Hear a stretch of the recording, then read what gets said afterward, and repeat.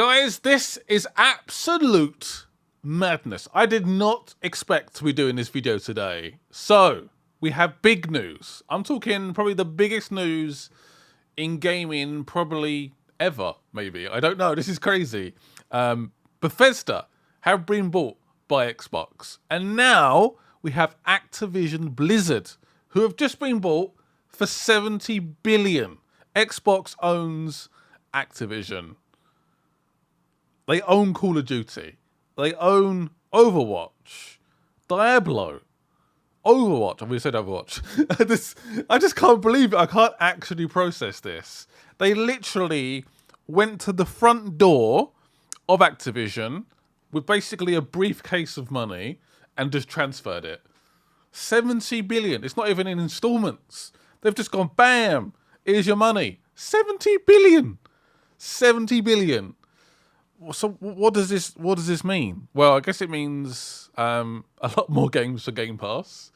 I can't believe it. Honestly, this generation, Xbox has turned up, and they're not just turned up. They've chosen absolute violence. Like, I love my PS5, but they are getting absolutely owned in the business department. So, just to pull it out there. So, Microsoft now owns Call of Duty, Warcraft, Candy Crush, Tony Hawk's, Diablo, Overwatch. This one really hurts, actually. Because I played this game on PS2, PS1. Spyro and Crash Bandicoot are now exclusive to Xbox. How the Guitar Hero, StarCraft are now all a part of the Xbox family. That, by the way, in terms of studios, is obviously Activision Publishing, Blizzard Entertainment. They now own High Moon Studios, Infinity Ward, King, what's that? Major League Gaming, Radical Entertainment, Raven Software, Sledgehammer Games, Toys for Bob, which obviously works on the remakes currently, Treyarch. That is madness. Bobby Kotick is still the CEO of Activision Blizzard. Okay, that's surprising. So, Game Pass. There's now 25 million subscribers. And of course, they're going to be bringing over Activision games to Game Pass, of course. New titles and previously launched games. That's mad. That is absolutely... I can't process this at all. It's absolute madness. Like, how has this happened? Like, I was so critical of Xbox in the last generation. They were just nowhere. Like, it was all about the PS4. Xbox One just didn't hit the nail at all. But they've come out fighting. Big style. Like, massively fighting. So does this mean the next Call of Duty, for example, which apparently is going to be Modern Warfare 2, is that going to be an Xbox exclusive? Obviously, it's going to come out on PC, of course, still. It might even be on Game Pass. Again, Game Pass is going to get a rapid increase very, very soon, like a fairly big increase as well. Or at least they keep perhaps increasing it at least once every year, a bit like what Netflix are doing, but they have to increase the price of Game Pass. There's no two ways about it. It's already a bargain. Even if they increase it a tiny bit, like now and then maybe later on in the year, or I expect it to go up quite a bit over the next couple of years, because they can't just throw 70 billion on the floor and go, yeah, there we go. So there's some big questions. Will the next Call of Duty, will it be on Game Pass? Will it launch on PS5? No, it won't. They've already said that in terms of new games. I don't reckon they're going to... So what's going to happen with... the next Call of Duty, for example? Good question. I don't think it's going to come out on PlayStation consoles. It's a massive market for Call of Duty, but it's just not going to happen. They've made it very clear with the acquisition of Bethesda.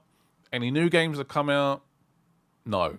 Any previously launched games, like Warzone, stuff like that, will be updated. They will keep up to date. They will keep that functioning, if that makes sense.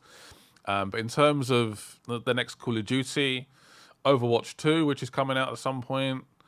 Diablo. All the new games are going to be exclusive to Game Pass and PC. Xbox, of course. So yeah, that's madness. And there's no discussion anymore. Like, we know what Xbox does. They come in, they buy a publisher, and they've said outright, Starfield. Is it Starfield? What's got it wrong? It's Starfield, isn't it? I'm like doubting myself. Starfield. Yeah, Starfield. They've said up front, it's not coming out on PlayStation. Get Game Pass. They've just said that out loud. This is madness. The next Spyro, the next Crash Bandicoot, next Tony Hawk's. Oh man, this is a lot to process right now. I would love your feedback in the comments. Do you guys think this is a positive, a negative? I think it's a massive positive if you own an Xbox. If you have a good PC, there's no real negatives.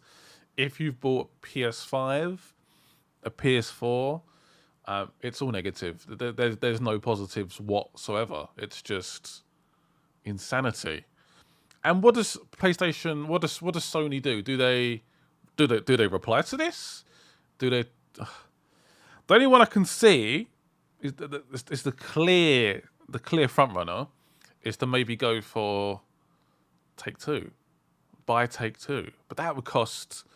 I think that might cost more than Activision. I'm talking 80 billion, 90 billion, 100 billion, because GTA is just a massive, massive cash cow. And who wants to let that go? It's just creating revenue the whole time.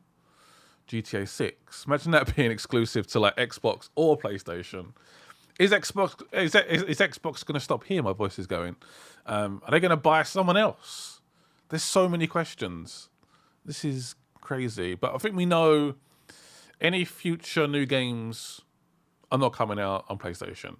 All previously released stuff, Warzone, Vanguard, for example, they will be supported on PlayStation for now. For now. Who knows in the future? That is madness. I bet PlayStation just woke up and gone, what? Eh? I'm honestly surprised this is also allowed. They're just buying out competition, basically. When does it? Is this the most they can do? Can they buy anyone else? Can they lawfully buy anyone else? I don't know. I think it's getting a little bit on the edge now. This is a lot to process. Also, I guess, yeah, Activision games might not come to Switch as well. So this is bad for Nintendo Switch users, potentially. They want everyone who is into video games to have an Xbox, to have a PC, to have Game Pass. They want everybody on board. It's so much to process. And the fact they just turned up with 70 billion, not installments, just boom, here's your money. They are spending big. And I think PlayStation has to reply. EA, Square Enix, Ubisoft, Take-Two, they have to.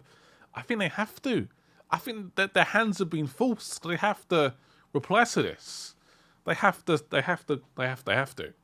There's no two ways about it. And play it in the same way as Xbox. And go, yeah, it's not coming out on Xbox, it's coming out on PlayStation consoles. It may come out on PC at some point. And just do that. I think they have to. Do they go big? Or do they go someone a little bit smaller, potentially? They've got a very good relationship with Square Enix. There's like rumors about them making certain games exclusive already. I don't know. Can Sony even play that game? They're doing well at the moment. The PS5 is doing well. They're making good money. But can they compete with the behemoth of Microsoft? Are they just a bit too big? That was crazy. That was a lot to process. We are recording, right? Yes, we are. Thank you guys for watching. Hope you guys enjoyed this video. Xbox is smashing it. There's no two ways about it. I'm critical of Xbox before like the Forza Horizon came out, before the Halo Infinite came out.